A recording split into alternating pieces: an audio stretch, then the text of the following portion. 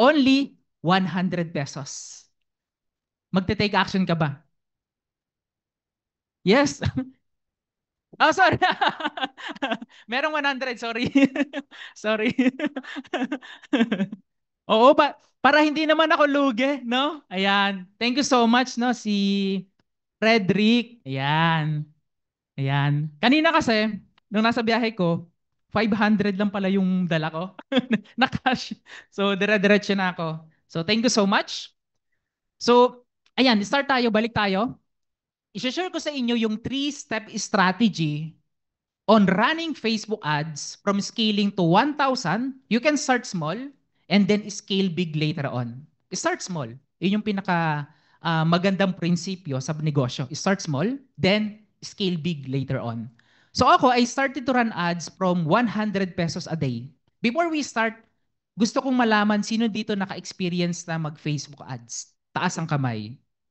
Okay, sino naman yung first time lang gagawa ng Facebook ads? Okay. Sino yung ayaw magtaas ng kamay? Ayan. So merong karamihan, I believe mga 60% is naka-experience na. So ako, I started from 100, 1,000, 10,000, and ang pinakamalaki kong ad spend per day is around 300,000 a day. A day. Hindi yung personal multiple ano na yon, businesses and clients. So, ang goal dito sa workshop is I help you create your winning offer. Kung wala man siya, hanapin nyo. Next, build scalable campaign.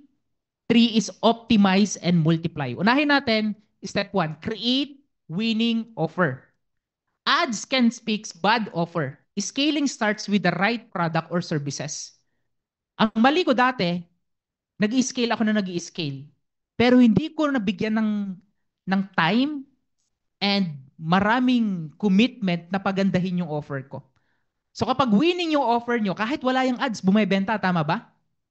So paano na kapag nag-run kayo ng ads, mas marami pa yung bibili dun sa offer nyo. Ayan. So meron akong isang offer na nahihirapan kami, parang sobrang break-even lang, even though nag-run kami ng 100,000 a day. Pero nung nag-change kami a little bit dun sa offer, nagdoble yung sales. Meaning to say, naging profitable siya. So, kailangan nating i-fix yung mga offer natin. Tayo mismo yung gagawa nun.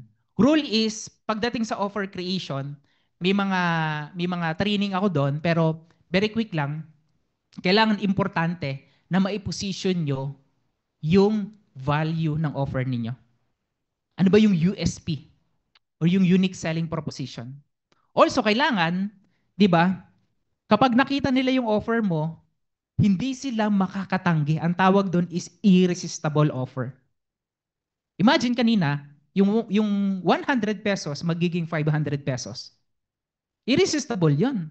Kasi kung gano'n yung offer mo, 100 magiging 500, no limit kung yung ibibigay mo para bumalik dun sa negosyo mo.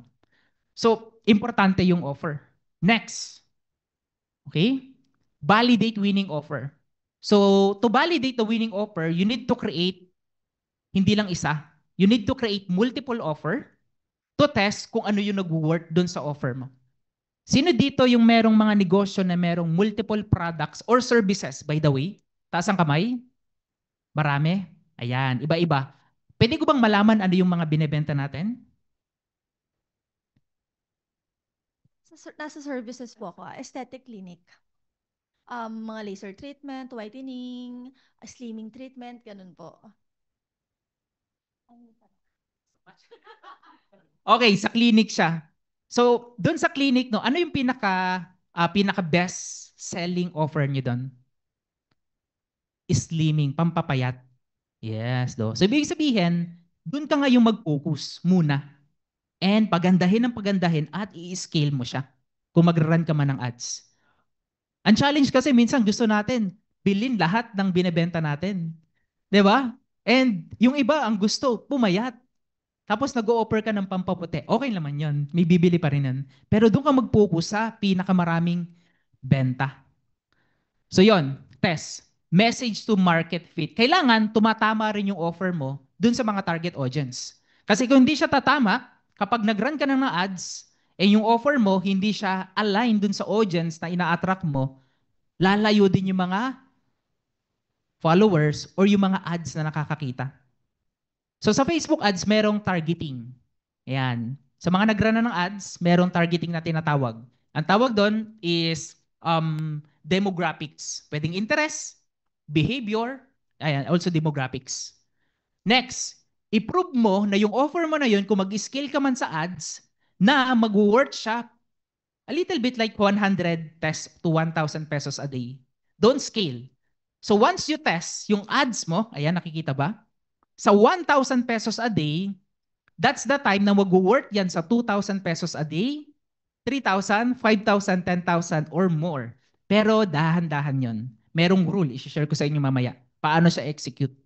Step number 2, build a scalable campaign. Scaling is not just adding budget.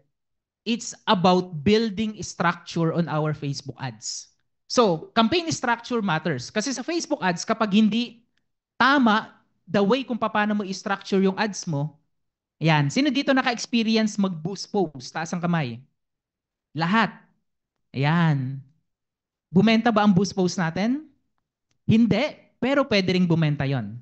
Kasi boost post is engagement campaign. Pero kung meron kang binibenta, meron kang website, tapos boost post ang gamit mo, most likely hindi siya mag-work. Doon tayo sa campaign structure.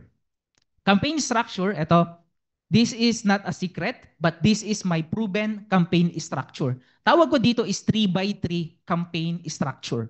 Ito yung ginagamit ko sa lahat ng ads ko, kahit 100,000 a day man yan to 200,000 a day. Number one, you need to identify ano ba yung campaign na tinatawag. Campaign is the objective of your ads. Objective. Ibig sabihin, ano yung gusto mong mangyari? Gusto ko mangyari is bumenta. Sales. Kaya red. Sales. Also, lagay mo kung ano yung binebenta mo dyan. Offer or services ba siya? Kung services, like ako, sa isang software ko, ang campaign ko doon is sales, pero ang ano doon, ino-offer namin is services yung offer namin. Yung software as a services, yung SaaS, Negosyo Toolkit. Next naman, kapag yung offer mo dito, let's say meron kang skincare product. Ayan, yun yung offer. Meron kang bundle product. Meron kang pwede ring digital product or coaching. Next, once you launch your ads, you need to create at least 3 variations ng mga taong tatargetin. Okay? Take note. Yung 3 variations na to, ang tawag dito is 3 targeting method. Number 1 is broad. Kapag broad, ibig sabihin, sobrang lawak. Ano ba yung mga broad targeting na example? Eh di sa puso mo? eh, merong keyword na ganun. Broad targeting is pwedeng banks, investors. Ayan yung mga broad targeting. Also, broad targeting, totally, wala kang lalagay sa targeting. That's broad targeting. Yan, open targeting ang tawag doon. Next, after ng broad is the flex targeting method. So, sinesegment na natin ngayon. Flex targeting, instead na broad, lalagay ko dito mga business owners tapos yung mahiling mag-travel. Ayan, frequent travelers. So, meron na akong flex targeting. Pangatlo, dun sa dulo, precise targeting. Broad, flex, and precise targeting. Dito sa freelancers, kukunti lang din ng numbers nito. So, hindi siya aabot ng 10 million. Million, pero hindi siya aabot ng 10 million. Ibig sabihin, very specific. Dito, nag-run ako ng ads, 1,000 pesos, 1,000 pesos, 1,000 pesos. That's 3,000 pesos per day. And sa ibaba niyan, makikita nyo merong 1, 2, 3, 1, 2, 3, and 1, 2, 3. Ang tawag doon is creative or yung ads mismo. Pwedeng video or pwede rin namang mga photo. Ulitin ko ha, para clear sa lahat. This one is the objective ng ads. This one, yung nasa middle, is the ad set. Sino yung mga papakitaan? Ito naman is yung creative natin na nakikita sa ads. Yung mga nagsasalita sa Facebook na sponsored, yun yon. Pwede ring picture, ayan. So yun yon. So dito, makikita nyo, dahil 1, 2, 3, pare-parehas lang ako ng creative na ginagamit dyan. And tutulungan ka ni Facebook na i-identify saan yung mag-winning dito. Once you identify ano yung winning dyan, dun na nga ngayon dadating yung scaling. Scaling is different strategy, But usually sa scaling, ako ay double the budget from 1,000 to 2,000. From 2,000 to 20,000 a day. Dati bawal yon, yung 20% rule. Pero ngayon, hindi na bawal yon. Kasi alam ni Facebook, kapag may budget ka, go ka lang. Ayan. So mas bibigyan ka niya ng mas mabilis na result. So ito yung isang example ng campaign ko. Makikita nyo dito last 30 days. Hindi to last year. Last 30 days sa isang campaign ko. July 28 to August 26. Spending around 1.2 million dito sa isang campaign. And overall 1.9 million. Nasa red is 540 per purchase. Bumili. And on average, gumagastos ako ng 2,000. Medyo maliit, no? Laki natin. 2,263 pesos for every purchase dun sa ads ko. Sa baba naman, nakikita niyo is green. Ayan, green. So bakit magkaiba, Coach J? Explain ko after nito. 136 and 1,550.96 cost per acquisition sa bawat bumibili dun sa aking offer. Makikita nyo dito, gumagamit ako ng ad set budget, and dito naman sa taas is gumagamit ako ng campaign budget. Ayan. Sino dito nakarinig na ng CBO saka ABO? Taas ang kamay. Ayan, kokante. Explain ko sa inyo. Pag nag-run kayo ng ads, merong dalawang campaign optimization per budget. Number one is without budget campaign optimization. Meaning to say, lahat ng budget mo is allocated inside the ad set. Dun sa tatlo na shinare ko sa inyo kanina. Flex, broad, and precise targeting. Dito naka-allocate yung budget. Equally divided. Ngayon, sa kabila naman, merong, ito, $30 sa campaign ko si Net, then si Facebook na ang bahalang mag-allocate saan yung best budget. Ngayon, ano yung effective dyan? Para sa akin, ito. May mga ibang businesses, ito yung nag-work. So ano yung gagawin mo? I-try. Yan, parehas. Gawin mo siya parehas. Okay? So yun yung rule. Next, budget allocation strategy instead of 50,000 kaagad. Pag walang budget, gawa natin ng paraan. Gawa natin ng paraan. Ayan. So, spread natin yung budget across multiple campaign, which is yun yung ginagawa natin. And use data-driven decision, hindi lang tayo manghula-hula kapag mag-run tayo ng ads. Kapag magdi-decide ka sa Facebook ads, hindi pwedeng masaya ka ngayong araw, mag-run ka ng ads, mag-scale ka. Mali yun. Pwede ka mag-run ng ads kahit malungkot ka. As long as meron kang number sa business mo. You can decide kung ano yung pwedeng mangyari sa business mo. It's all about numbers. Facebook ads, data lang yon. Pero ikaw pa rin yung mag-decide at hindi si AI, by the way, yung mag-decide kung ano yung decision na gagawin mo sa business mo. Okay? So natututo ba? Nakakakuha ng idea? Taas ang kamay? Alright, thank you so much. Next is parang sa pagpapatakbo ng sasakyan. Dati, nung ako is bago pa lang sa pagdadrive, sobrang kabado ko. Naalala ko nung unang pag-drive ko, talagang nag-aaway pa kami ng instructor kasi inaahagaw niya sa akin yung manubela. Pero ngayon, hindi ko masasabi na sobrang galing ko na kahit nakapikit sa pagdadrive. Pero, ayun, nakakaano na rin ako, nakakapag-drive ng maayos. Ayan, maayos at mabilis kung minsan. So, ganun sa negosyo. Kapag meron kang right data, nakakapag-decide ka ng mas maganda, 'di ba? Mas clear sa next move sa business mo. Alright, so next natin is optimize and multiply results. Optimization is about turning good ads into a repeatable ad campaign. Ito magugustuhan nyo to. Optimize creatives and audience, multiple creatives, test hooks, and test angles. Different angles. Example, merong malungkot, merong masaya. Okay? Merong lifestyle, meron din namang corporate. Ayun yung mga different angles. Hooks naman, narinig nyo na yung hooks? Ayan, ayun yung napa-stop. Stop, stop, stop. Di ba? Magnegosyo ka. Ayun yung mga hooks. Kumbaga, yung hook is yung ad na kung saan mapapa-stop ka. Kaya kayo nandito dahil sa hook ni Sir Mix. Tama ba? Na-hook kayo ni Sir Mix. Ano yung sinabi ni Sir Mix? Nung nakita nyo yung ads. Ano? Sige, idea. Struggling business owners Nahihirapan ka ba sa negosyo mo? Tama. Pain points yun. That's hook.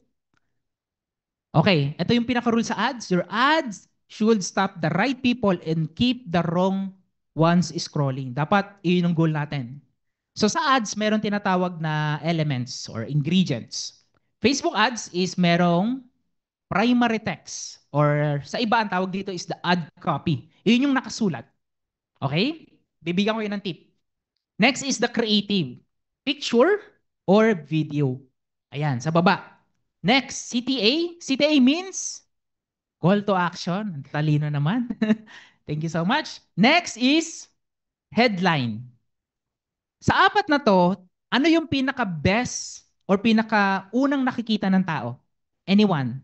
Kahit shout out mo na lang. Creatives. Ang galing, no? So, validate na. Creative. So, ngayon saan ka magpo-focus? Sa creatives. Sa hook. Pero, ang namimiss ng iba is the primary text.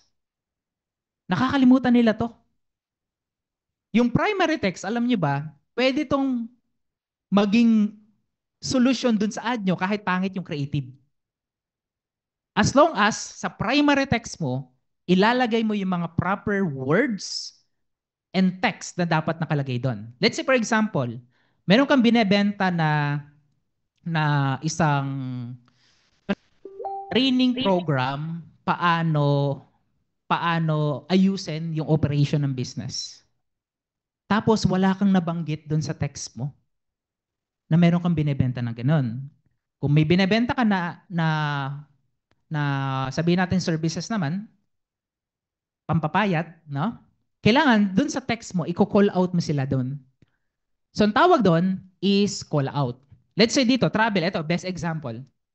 My travel biz. Tara, let's plan your next dream gateway. Sawang-sawa ka na ba sa usual trip? Kami na ang bahala to create your unique travel experience para sa'yo. Okay? Then, this one is the call out yung sa taas. Keep it short and lead with value. Kung ang binebenta mo is para sa mga Gen Z, lagay mo doon. Isa ka bang Gen Z? Kung ang binebenta mo is para sa mga single mom, sawa ka na bang mag-isa sa buhay? Oh, di ba? Malalim yun. Hindi ako nag-suggest nun na. Si ma'am po ang nag-suggest nun. Single mom, ayan. Okay, pangatlo siyang nakikita. Pangatlo siya. Hindi siya pangalawa. Ang second is the headline. So headline is book now. Gawing nating totoo ang travel goals mo. 'Di ba? Gawin nating totoo yung travel goals mo. Ayan. So may ano pa rin, meron pa ring marketing angle. Okay, ito yung mga idea na pwede nyo i-test. Headline to test framework. Problem, solution. Ito yung problema, ito yung solution. That's it. Nahihirapan ka matulog? Ito yung pampatulog. Di ba? Nahihirapan kang mag-diet? Ito yung product para, di ba, mas-solve or sumeksi ka. Benefit-driven naman, or question, ito pinaka-ginagamit ito. Question, tanong. Let's say, meron akong ads. Ang target ko is mga OFW.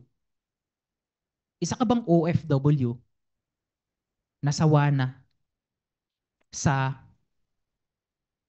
palaging iniisip mo yung mga mahal mo sa buhay? So, emotional siya. Then, question mark. Yan. Yan yung mga sample. Urgency. Usually, yung mga urgency, ito yung mga ginagamitan ng mga limited stocks. Usually, testimonials or success story naman, maganda to. Name, then ito na siya ngayon. Transformation. Pwede mong ilagay dyan. Testimonial and success story. Okay, optimize and multiply results. Scale smart, not reckless. Huwag bigla to 1K to 50,000. Scale from 20 to 30% per day. Para sa inyo yon. But ako, I break the rule. Pero gusto ko na kung mag-ads kayo, hindi kayo masusunugan ng budget. Alright? Thank you so much. Multiply winners, kapag may ad ka na nag-work, iyon mismo ang i-clone mo, i-duplicate para sa mga next campaign. Hindi ka na ngayon gagawa ng paulit-ulit na ad. Pero pwede mo siyang gamitin as reference para dun sa mga next ad na gagawin mo. Hindi mo na kailangan mag-test ng iba't ibang hook. Gamitin mo na lang yung nag-work sa'yo and then iyon yung iran mo sa mga next ad mo. So if you want to scale ads from 1K to 100 a day, number one, find and create your winning offer.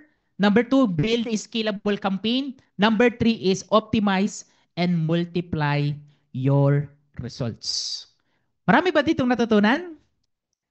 Ayan. Marami pa akong gustong i-share sa inyo. Pero hopefully soon sa mga next training and mga content na gagawin ko. Kung gusto nyo pang matuto, paano nyo matututunan ng tama ang Facebook ads, pwede kayo mag-search sa Google or YouTube later. I-type nyo Facebook ads tutorial. That's it. Hindi nyo na kailangan hanapin yung pangalan ko kasi automatic yon, lalabas yung pangalan ko. Ayan.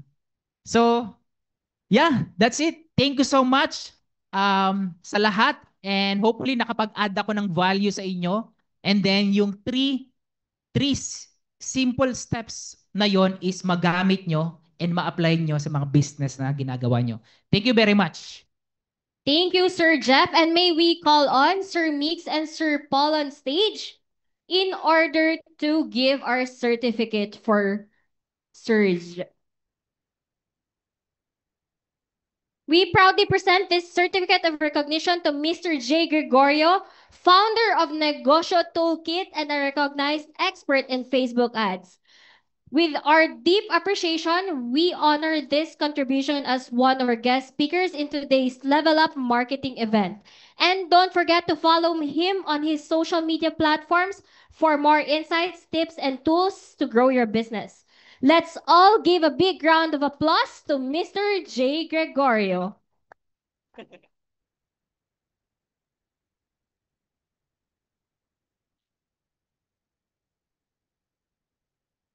And as of this moment, we